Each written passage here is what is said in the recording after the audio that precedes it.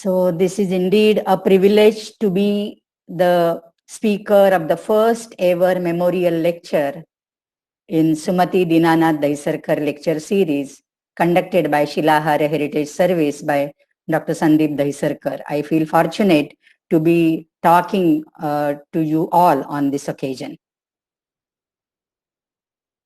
Now let me share the screen. I have made a little presentation on the worship of sun, and we start our journey hereafter. So sun worship in India with special reference to Kanakaditya. Sun worship in ancient India with special reference to Kanakaditya.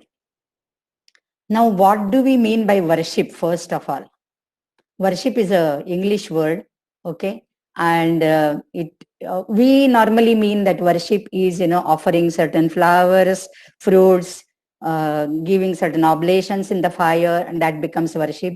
Even a praise of a deity, praise of anything is also a worship.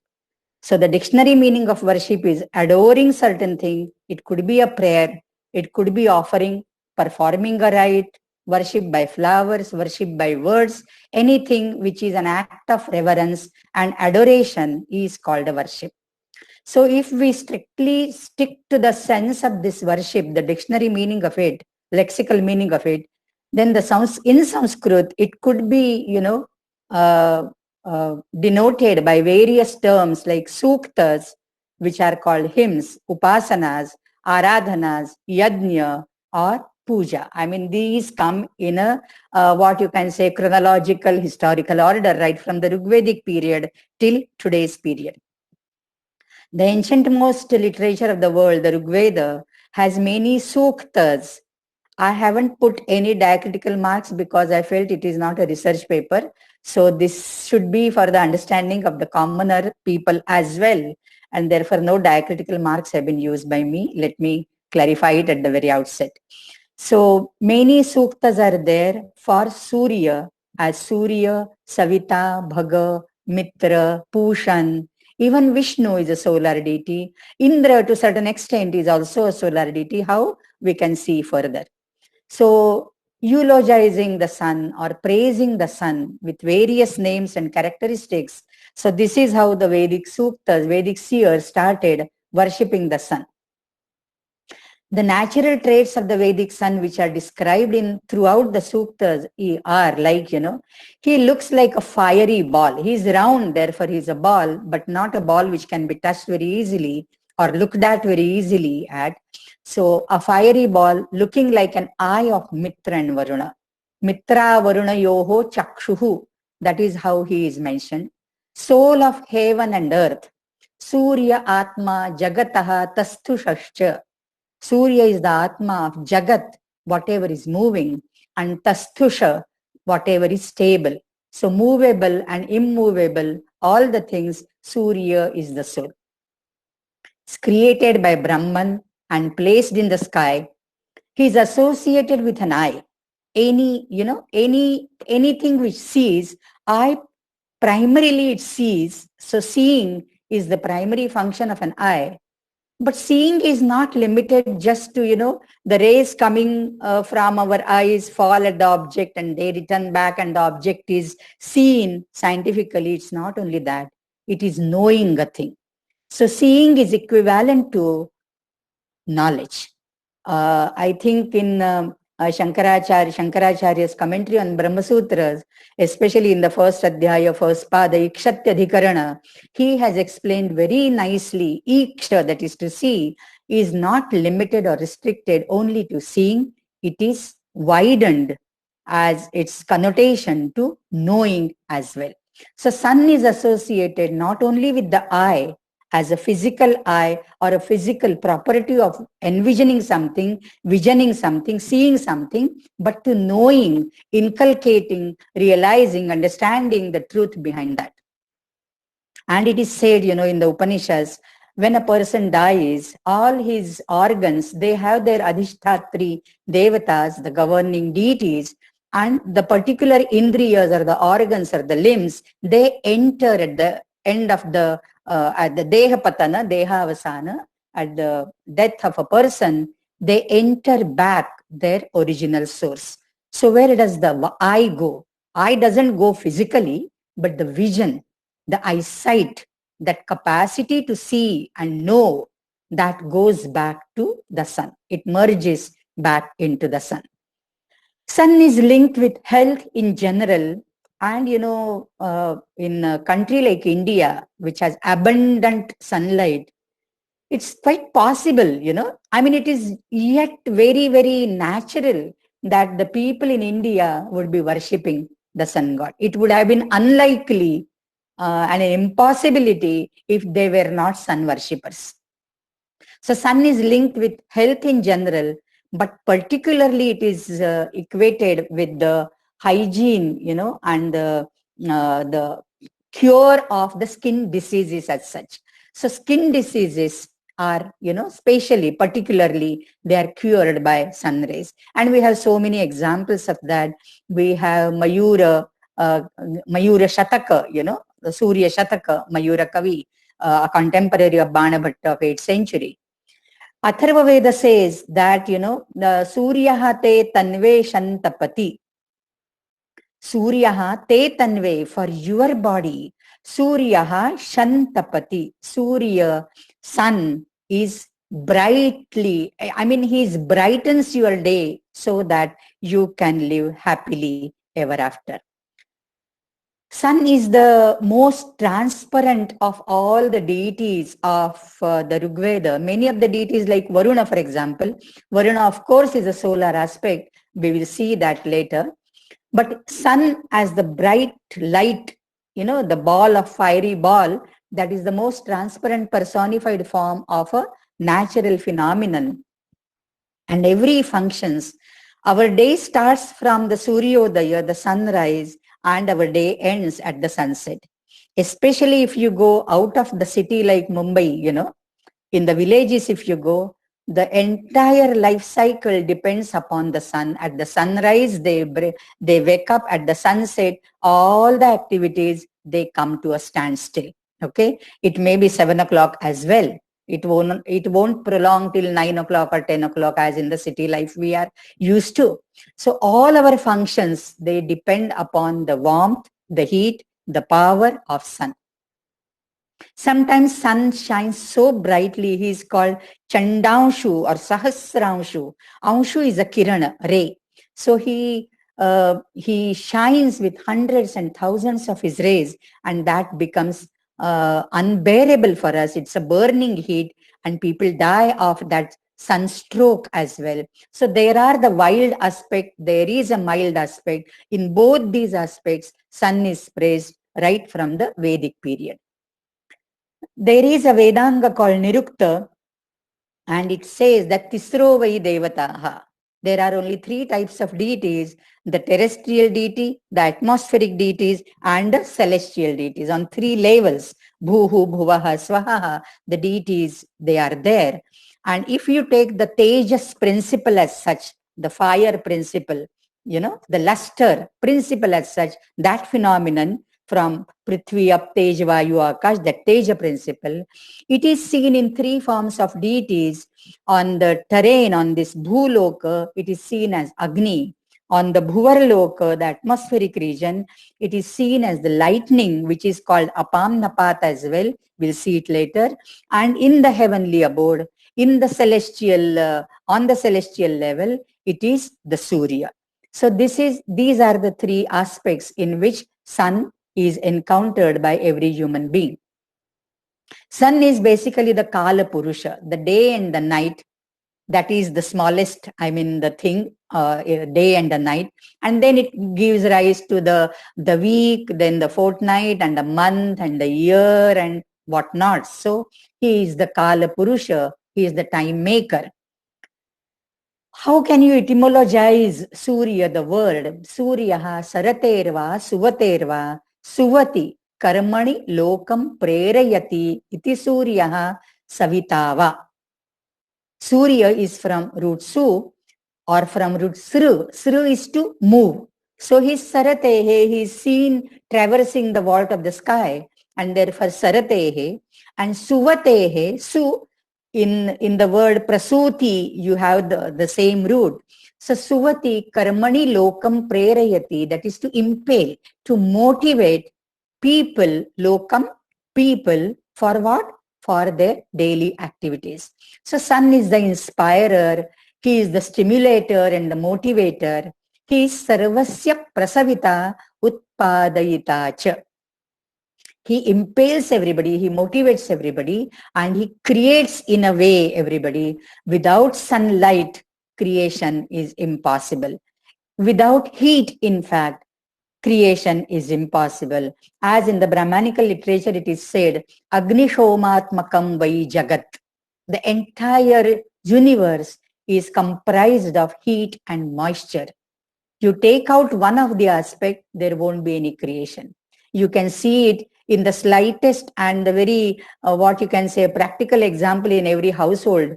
You get sprouted things. The sprouts also, you first have to wet them, drench them, and then keep them moist, but heat them, and then they sprout.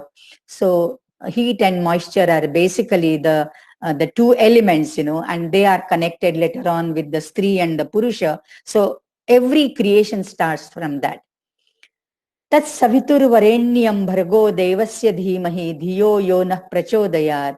Famous, very popularly known as Gayatri mantra. This is Gayatri Savitri mantra basically.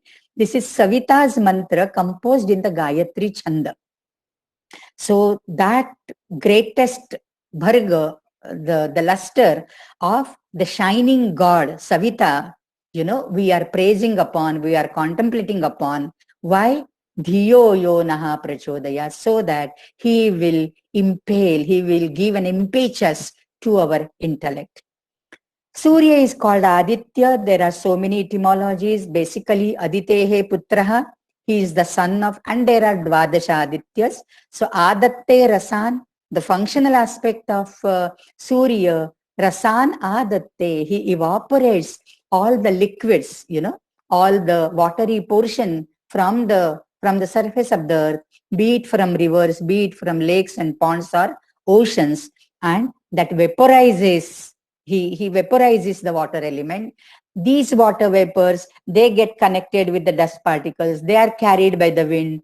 And then, dhuma jyotis salila marutam sannipataha meghaha, and that megha, showers down. So this cycle goes on continuously. That is one of the etymologies, Adatte Rasan. Jyotisham bhasaha, bhasa adiptaha, aditehe putraha itiva. These are the various Adityas now, Vedic solar pantheon. Some of the names of the Adityas are not the ones which we know of from the Puranic times. These are the Vedic Adityas which I am presenting before you. One is Surya, of course, he is Surya Atma Jagataha Tastu Sascha. Then Savita, Savitru, that is Savita, he is described as having a golden complexion and his golden hand. He is Supanihi, he has got very nice hand. The hands of the sun are the rays of the sun and they are golden, in color. And therefore, for Indra, here is the Indra, how Indra becomes a solar deity. I told it in that short promo video. Savita Devo Supanihi. And who is this Supanihi Devaha? He is Indraha, and that is Parameshwaraha according to Swami Dayananda. So in the one of the sacrifices, I don't remember the name, Sautramani or something, a golden hand is presented. That is symbolizes Savita, Devaha Supanihi. Then there is Ushas. She comes in the solar pantheon, sometimes as his beloved, sometimes as the mother, because she precedes the early dawn, precedes the sunrise, and therefore, she as if gives birth to the sun. In that aspect, she is looked upon as his mother. But sometimes Surya follows her, so it is like a lover chasing his beloved. So she is conceived as a beloved as well. There is Pushan, the nourisher from Pusha, Pushnati, and therefore he is the nourisher god.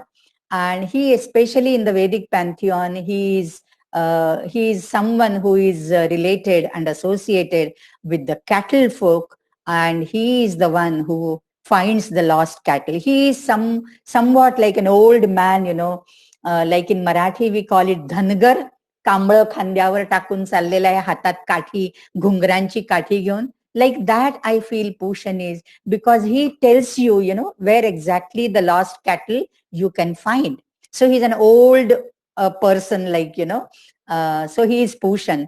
Pushan is always also, in the Upanishads it is said that he is protecting the treasure of knowledge, and tatte Pushana pavrunu satyadharmaya drishtaye. So there is an invocation for Pushan in that sense also.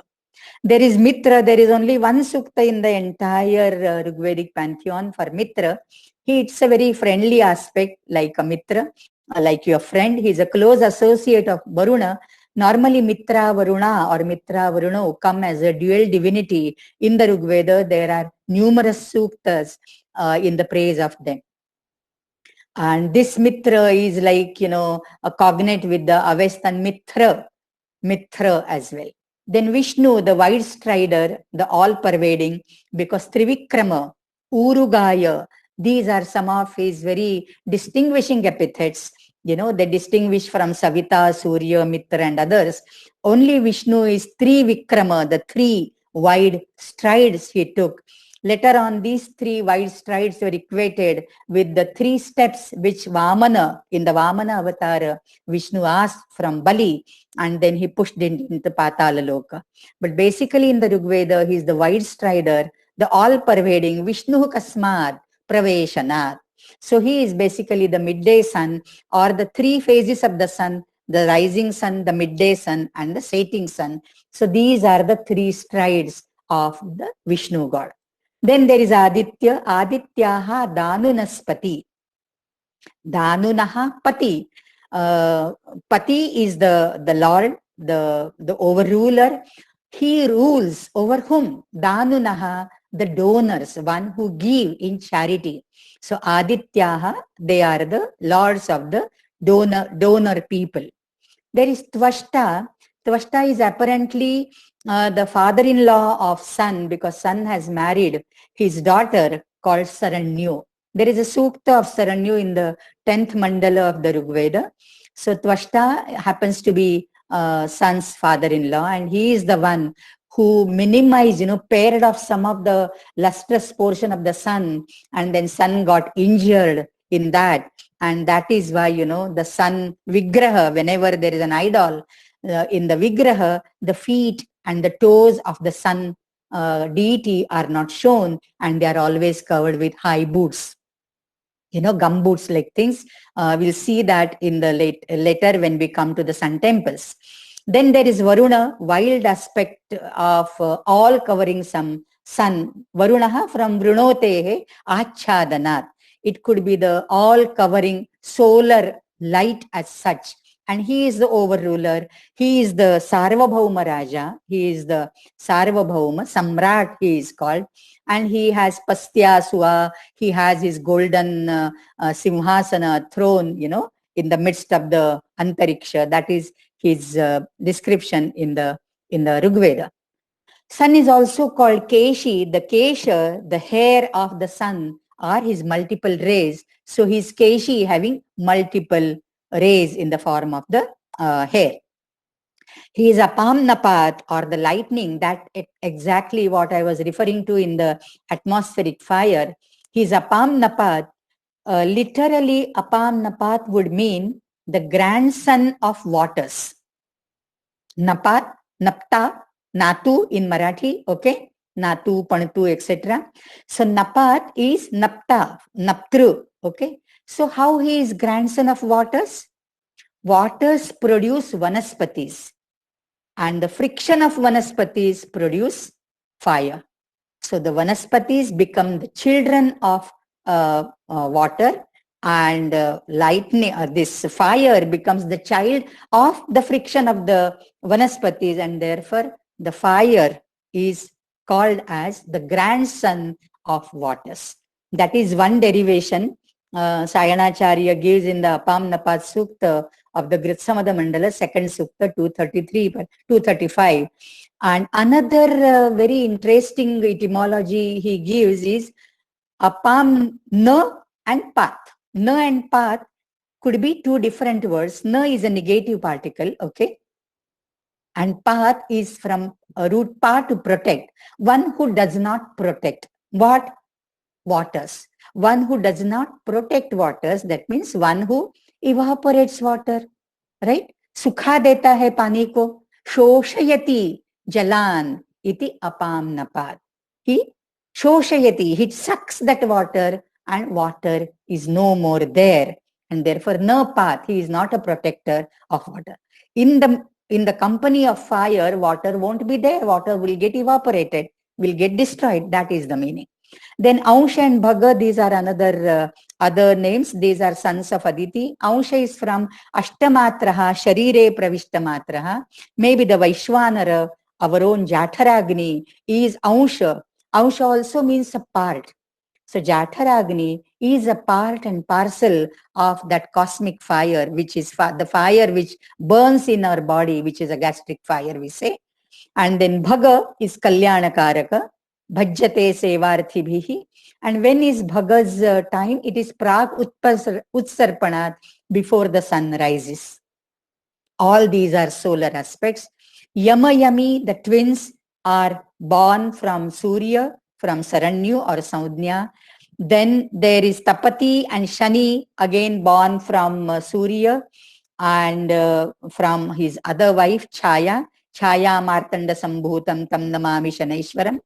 Then Ashwins are born in the form when Surya had the Ashwa form and the Saranyu was also in the Ashwa form. There is a myth regarding that. So all these, and Vaivaswata Manu and Savarani Manu, are the children of Surya. So this is the entire solar family. Okay. Now we come to the anthropomorphism. So far we saw only the natural phenomenon, the Tejas Tattva, but was that principle anthropomorphized? Was it personified? Yes, it was personified, and it has a golden complexion, beautiful golden arms, strong build, wears a tawny garment, Pingala. Therefore, the name Pingala comes, and that is associated with the Pingala Nadi in the yoga philosophy. He comes in a chariot drawn by two radiant steeds. In the Rigveda, there are not 7 steeds. There are only 2 horses. They are quite radiant. They are Pingala. They are called Pita. They are called Harita Varana. And in the Rigveda references I have given. But in Puranas, by the time we come to the Puranas, from the Vedic literature, the Aditya Ratha is drawn by the 7 horses, and therefore he has another name called Sapta Saptihi. Sapta is 7 and Sapti is a synonym for horse. He is called Surya when he is visible, and he is called Savitru when he is invisible, but he is there to inspire, to motivate. So the invisible solar principle is Savitru. The visible solar principle to our naked eye is Surya. That is the distinction made by the Vedika Koshakara. Now we come to the sun temples. The oldest sun temple here is the Martanda Sun Temple. During the rule of King Lalitaditya, and this has been mentioned by Kallana in Rajatarangini as well. So now, but it is in Anantnag district, it is in a dilapidated situation, and you feel so sad. And when I visited there some 5 years back, literally you feel like crying, because there are just ruins there. Once upon a time it was such a Vaibhavashali. It had all glory of the kings, and now there is nothing there. So we just prayed there, and we wish that one day, the sun worship will start here again, and it will get revamped, refurbished, and whatnot. Besides this, there are the other 3 temples which are there as the structures, but they are not living temples, living sun temples anymore. Modhera Sun Temple, of course, we had taken our study tour. If some of the students are here in the assembly, they would remember We had been there to see the Modhera Sun Temple and Adalaj Vav in Gujarat. Then there is a Konark Temple, Odisha, Ranakpur Sun Temple in Rajasthan. So Gujarat, Odisha, in the northern part of the India, we have huge structures. They are present as their architectural value has not diminished at all. They are there, but they are no more living sun temples. There is one living sun temple. People claim that it belongs to the 8th century. It is called Dev Fort, a place called Dev Fort in Bihar.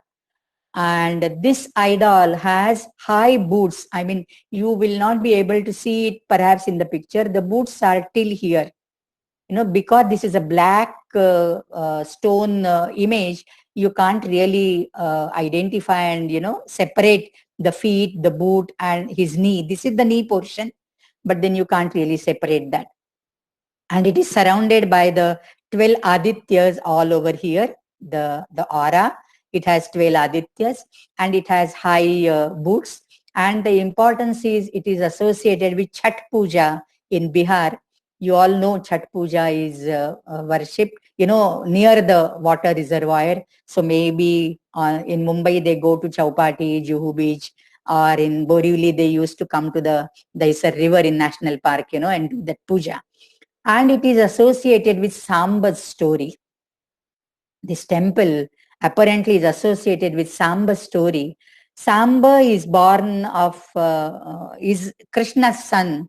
And you all must be knowing that myth, that they played prank with Narada Muni, sometimes they say, or sometimes Saptarshis, and they cursed, and that Samba was presented as a pregnant lady, a carrying lady, and will a boy be born or a baby girl will be born, they asked the Yadavas, and the Rishis cursed that no, there will be a martyr, a Paisal will be born. And Paisal was born, the martyr, the iron Paisal was born. The Yadavas, broke it apart, and the small pieces, they just, threw them away in the ocean. But ultimately it came to the shore and it turned into the sharp blade of grass, and Yadavi, what we call as, the Yadavas killed each other by those very weapons. And Samba was cursed to be suffering from a skin disease, and he was cured by sun worship. And this temple is associated with Samba's story, and this story we find in the Puranas, especially Garuda Purana. Bhavishya Purana has many sun myths, so in that also we find that. And there are certain temples which are living temples of sun in Gujarat. They are called Navalakha Temple at Ghumli in Gujarat and Jharkhand, and they are also built quite, 800, 900 years ago, 11th and 12th century. So now sun's image, again, we come here with this Konark temple when I visited. This is not a living temple. And in the eastern side, it faces the east, but there is, the Garbhagriha is closed. There is nothing there, no Vigraha is there. On the western side, you go to the back side and you can climb up the stones there and go and see this. So on the western side, facing the west, this is the high shoe, sun idol. High shoes are shown on the feet. I told you that story that while pairing off some of the luster of the sun, Tvashta by mistake, he injured the sun's feet, and therefore the feet and the toes especially are not shown. Now Konark and Konaditya, it is Arka, Kona Arka and Kona Aditya, not a living temple. And sun idols in the north have sun idols in north don't have shoes. It should be have shoes, don't show the feet. In south, this tradition is not found. After this background, I'm coming to Kanakaditya. And in the northern temples, we see from Gujarat onwards, whatever sun temples, living sun temples are there, or sun idols are there, the shoes are shown. But in the southern side, if you come in Konkan, in Kasheri, in Kanakaditya temple, the shoes are not there. It is a common vigraha as we find of any other god. So now with this background of sun worship, let us come to Kanakaditya with special reference to Kanakaditya. So Kanakaditya at Kasheli is a living sun temple, and shoes are not mentioned. Of course, I was not allowed in the Garbhagriha, but when I visited there some 10-15 years back, and then I went there 1 or 2 times more, but of course I was not inside. But I asked the Purohit there, the priest, and he said that there are no shoes on in this Vigraha. Now, what is the story of Kanakaditya? There are two different versions, very interesting versions. One comes from the oral history, one comes from the medieval history. So this is an ancient sun temple, and according to the tradition, the sun idol was brought from Prabhas. What happened was when Kutubuddin Aibak, he attacked Gujarat in 1195, that is 1113 Shaka. There were 12 sun idols in Prabhasapattanam temple. Okay. But Kutubuddin Aibak was coming, and when the priest of the temple learned of that attack, that impending attack, he climbed on board a ship of a trader which was heading towards the south. Along with the idols, he took all the 12 idols and he just wanted to save the sun idols from the invaders. And therefore, he boarded the ship. The ship got stuck near the coast near Kasheli. This is again a very famous motif. If the Vigraha, if the god wishes to stay at a particular place, the vehicle, the ship, whatever, it won't go further. You have the same story for Mahalakshmi temple, I guess, and you must be all knowing about it. So it got stuck near Kasheli, and he picked, in a hurry, one of the idols and hid it in a cave on the coast. That's a 400 square feet natural cave. Now this was earlier a cave. Now this is all revamped, you can say. It has been, it has a modern look now. Once upon a time, it was a cliff. It was a cave, a natural cave. And it was near the sea coast. He just hid it and then went again on board the ship. When the villagers found that idol in the cave, they built a temple in their village and installed that idol in it. That is one story. Some of the villagers, they must have found it hidden in the cave, and because it was a sun idol, they brought it to the village, and in Kasheli, where the temple is now, they established that. That is one version. Another version is, it is the same thing, but it was not any townsman, who went there and found it. It was one particular lady called Kanaka. She had a sakshatkar. She dreamt that she had some dream, and in a dream she saw that there is a sun idol hidden there, hiding there, hidden by somebody, and therefore she went there. She was a sun devotee, and she got it to the village, and therefore the sun god got the name after her, and therefore it is called Kanakaditya. So it was her intuition, and therefore it is called Kanakaditya. When I visited the temple for the first time 10-15 years back, it was in the month of Magha only. I think it was the Prathama, Pratipad or Dvitiya, and from Magha Saptami to Magha Ekadashi, they have, from Ratha Saptami, they have a Utsava and Yatra in the temple. The priest also told me to stay back, but I had some commitment in Ratnagiri. I came back. I just went there in the morning and came back in the evening. That was my first visit. Now, when I went there, the priest told me about, when they learned that I am a Sanskrit professor, they just told me that we have a copper plate here, which is a Danapatra, a land grant. And we have made, somebody read it for them because it was all etched. They showed me. I was so fortunate to have that, handle that copper plate, having 3 plates with a ring in it, and on the ring there is a Garuda Mudra of the Shilahara Kings. Okay, I really got goose pimples when I held it in my hands. But now it's all in the bank. It's, if you go there in Kanakaditya's Kasheri temple, you won't find the copper plate there. It's in the bank's treasury. But they gave me a paper, on which that whatever was etched on the copper plate, it was written by somebody. Somebody read it. But there were so many mistakes in it.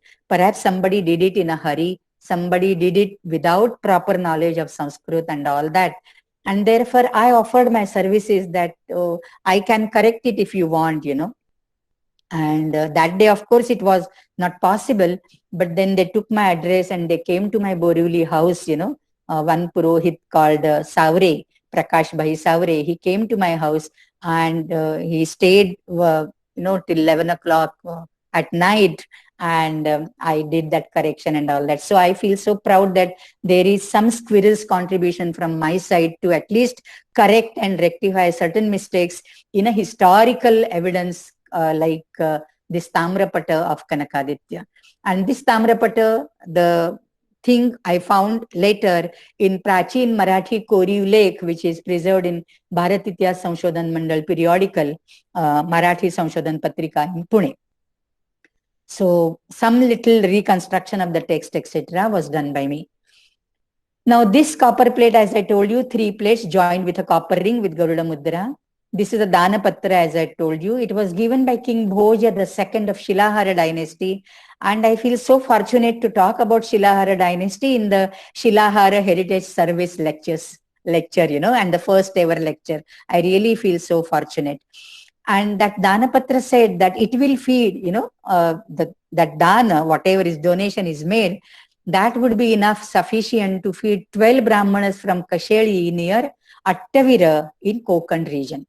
Attavira, okay. Attavira is modern Adivare, a small village 3 kilometers away to the south of Kasheli, and which is famous for the temple of Yogeshwari.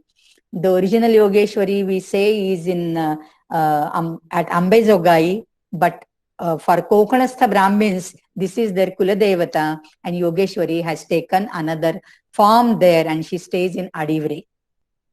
Bhoja II was at Padmanala Fort, that is Panhala, near Kolhapur. You all know Shilahara kings ruled from Sthanaka, Thane, near Mumbai, as well as Padmanala from Kolhapur. So he gave this, when he gave this Danapatra, he was at Padmanala Fort, and he gave it to a Brahmana called Govinda Bhatta Bhagwat. And the oral history endorses this account and tells that his surname was Bhagwat. In fact, the Savrevadis, Prakash Savre and all, they are originally Bhagwats because they are staying in Savrevadi. And Savrevadi because it has Savrichi Zhada, the silk cotton trees, and therefore they got the name Savre, okay? But they are originally Bhagwat. So the date mentioned in the copper plate is Shaka 1113, that is 1191 Common Era, and Virodhi Kritna Samvatsara, and it was a Thursday, Ashada Shuddha Chaturthi, and all that, Dakshinayana, all that is mentioned in the copper plate. Let us have some readings of the copper plate. So, Dinanatha Daridra Dukkha Vikala Vyakirna Nana Vidha Pranitrana Parayana. Long sentences. This is a typical panegyric, long, like compounded words. Pratidinam, how this is all the Bhudeva Kalpadrumaha. Bhudeva is a king. Kalpadruma Vanchitam Pradasyati iti. So one who fulfills all your wishes is such a type of king that Shilahara king Bhoja II. He Pratidinam, every day. How is the king? Dinanatha Daridra Dukkha Vikala Vyakirana Nanavidha Pranitrana Parayana. He is always intent on removing all the distress and all the agonies and sorrows of all the people, And Pratidinam, every day he used to do Gupta Dana. He didn't come every day to give Dana in person. He used to send somebody. And what sort of Danas he did? Krishnajina, Dhenu, Bhumi, and Ubhayato Mukha Gauhu. Ubhayato Mukha Gauhu is a typical, it is considered as the highest dana, Dhenu Dana is good Dana. But Ubhayato Mukhi Dhenu is the Dhenu which is giving birth to a calf, to a Vatsa. So that is Ubhayato Mukha. This year, this type, this side, there is Dhenu Mukha, and this side, the Vatsa Mukha is coming out. That is called Ubhayato Mukhi Dhenu. And he Shabda Brahma Ati Praveena Hridayaha. He is a very learned fellow and all that. And then he has vanquished all his Vairi Varga, all his enemies. And this Nrupavaro Bhuvi Bhojadevaha Vibhrajate. He is like Samhara Bheri Ravaha, Sangramangana Bhairavaha. All typical panegyrics are given there. And then when was it given, to whom it was given, how it was given, that description comes in the second plate. Prasadadi Samasta Rajavali, it was Rajavali, it has to be Rajavali. So some little, the corrections had to be done there. Some I have mentioned here, all I haven't mentioned.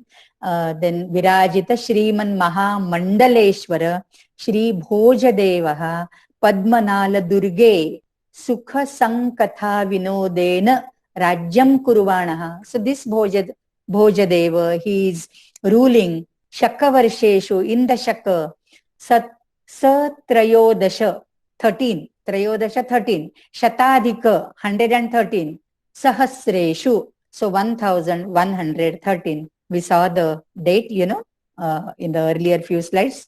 So Gateshu, Vartamana Virodhikrit Samvatsare, Ashadha Shuddha Chaturthyam, Brahaspati Dakshinayana, Sankramana Parvanimittam, Kumara Gandaraditya Vidnyapanena, Tasya Abhyudayaya, Attavira, Konkana Madhyavarti Kasheli Grame, Pratidinam, Dwadasha Brahmana Bhojanartham. This is the Sanskrit thing. I have already furnished you the English translation in the PPT. And Tatratya Govinda Bhatta Haste, he gave it to Govinda Bhatta, Dhara Purvakam, offering of the water. When you पाणी सोडणे मराठी मध्ये आपण म्हणतो, एखाद्या गोष्टीवर पाणी सोडणे means इदन्न मम. So Dhara Purvakam, Sarva Namasyam, Sarva Badha Pariharam, Rajakiya Namanam Anguli Prakshepaniyam. How it was given, this is very interesting. The Rajanguli, the king's mudra, he would throw it from this place and to whatever destination it falls, all that land is given as the donation. Okay, so Achandrarakam Pradat, and how long?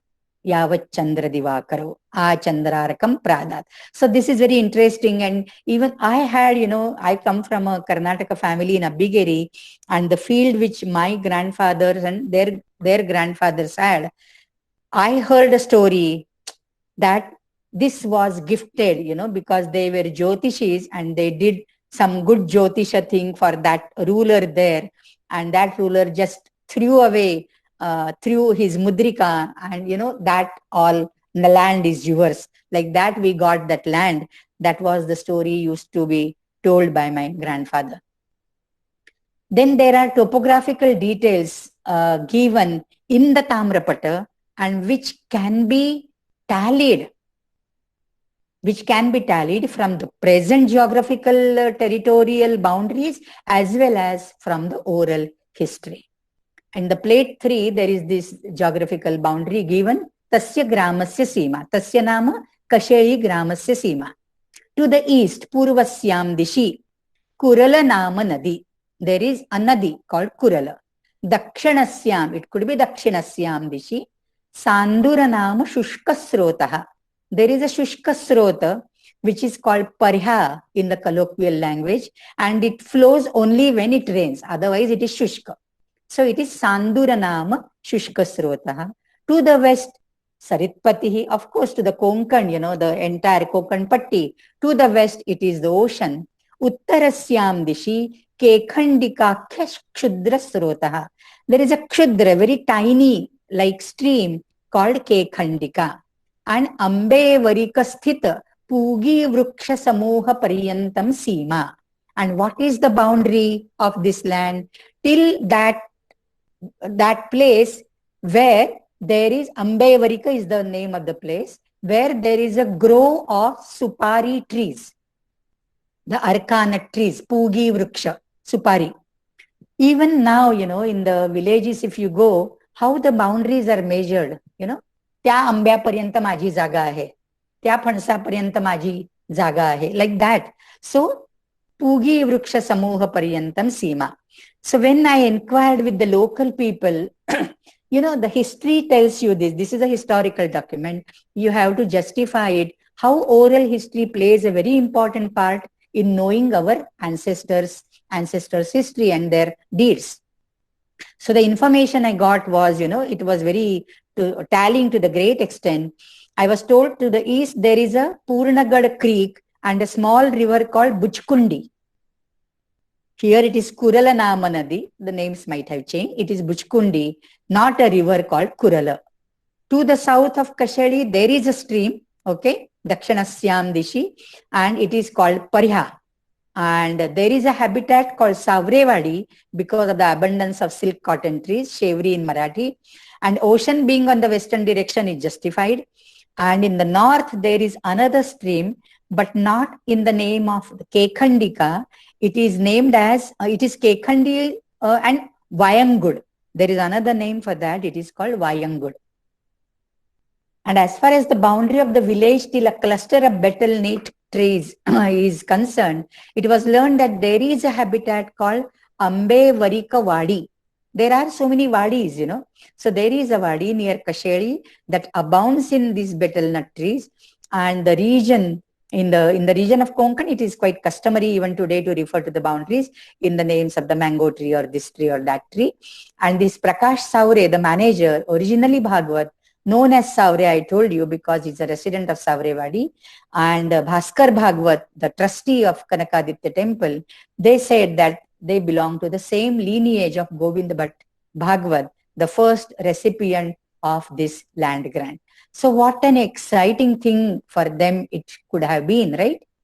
And the colophon now, which is called Pushpika, the last plate, it reads, Swadattam Paradattam va yo harecha vasundaram shashti varsha sahasrani visthayam jayate krumi. So one who snatches the land given in. Now, by the way, this I did not find the picture, and that time I did not take a picture of that original copper plate. So this is given by Google Swami. This is not the Kanakaditya Tamrapata, okay? Don't be under misconception. This is something I found on Google Swami by Raja Chola. This is in Grantha script. So one who snatches the land of another person is cursed to be a worm in filth. Vishtayam jayate krumihi. Then atidanam tu sarvesham bhumidanami hochate achala akshaya bhumihi sarvan. This is the Falashruti, which is called Arthavada. There is a Ninda and Stuti, both are there. If you do Dana, then it is the Achala Akshaya Bhumihi, and all your wishes will get fulfilled. And if you do not adhere to, or you steal or snatch away, do some theft, then Vishtayam Jayate Krumihi. And then the line, last line, it is said, who etched it on the copper plate. Utkantitam it is written, it should be Uttankitam, Tankana, Vipra Vamiyanena. So there is a Brahmana called Vamiyana, and he has etched that in Devanagari. This is in Devanagari script. Okay, Uttankitam Vipra Vamiyanena. So this is about the Kanakaditya thing. I had few more slides, but I didn't want to, deviate from the subject much. And therefore, sun worship and Kanakaditya, I think I have taken my 45 minutes, which Sandeep initially told me that you can give a lecture for 45 minutes, followed by some discussions or Q&A. So I think I'm done with this, and few more slides which I have, but not really related to Kanakaditya. It is in general sun and how sun worship in one way or the other has percolated down till today's times